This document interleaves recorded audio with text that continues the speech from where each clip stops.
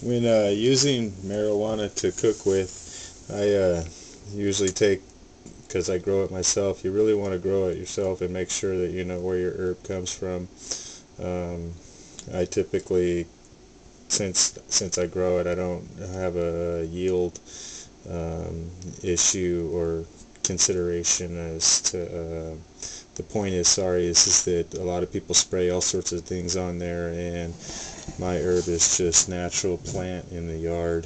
And so when worrying about what you're eating, there's nothing that's on there.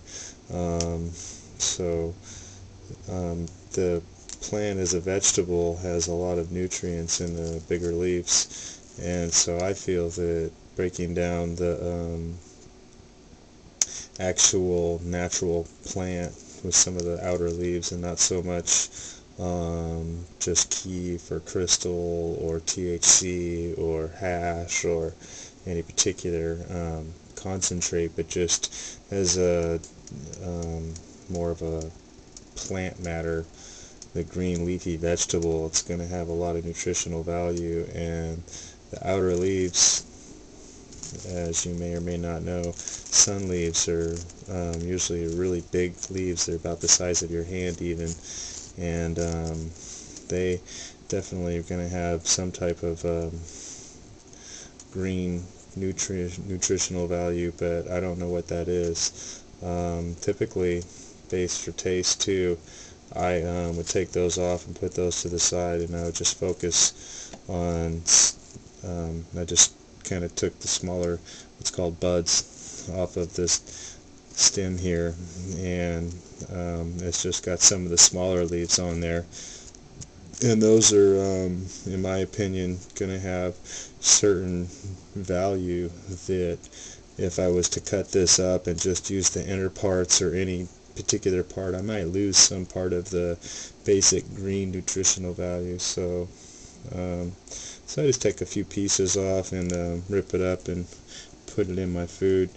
And another thing that I wanted to say is that usually when I'm cooking to eat as a herb, flavor, additive, vegetable, vitamin, etc., superfood for health reasons, this is medicine, and it's also more of a superfood, power food for the for building up the immune system and stuff. So I'm not trying to get what's called high, or the legal term euphoria. There's much better ways to go about that, and even for medicinal muscle relaxation and specific body motion, you're going to have different needs. And this is cooking for vegetable purposes and vitamin purposes, and flavoring also is an important factor, because marijuana, I'm legal, by the way, SB 420, to grow and consume marijuana for my medicinal needs. And so marijuana tastes really strong. It's a really strong plant flavor, like cumin and sage are my two favorite additives of the food that I'm cooking right now, which is a half of white onion and a few cloves of garlic and a can of black beans, which is really powerful superfood, along with a nice little core out of the ginger here. And in case you miss any of my other videos, easy way to deal with ginger is to just core out a little bit. Just get your knife in there and just scrape out a little bit, and put just a few little pieces in whatever food, and let it long-term simmer in there, and it'll really cook in really well. Heart plant, no doubt. And so marijuana tastes very strong in your food, and you want to consider that when using it. And some people enjoy it and they'll eat it raw, cold. It's a really rough crystal product in your mouth, and it's an irritant to your throat, so you're going to want to maybe heat that up or keep cool, soften it up with a moist product. And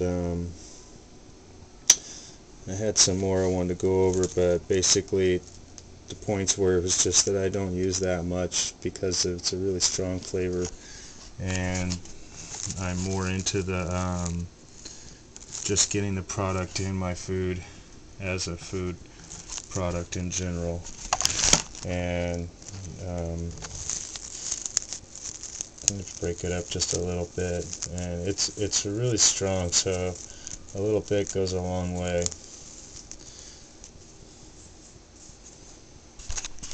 Also, just so you do know, whenever cooking with marijuana, you do want to definitely have a low temperature cook and not be boiling or heating above 120 degrees. It will kill the cannabinoids in there and can deactivate the THC. You definitely want to just slow heat and slow cook marijuana, specifically for if you're making any medicine with marijuana.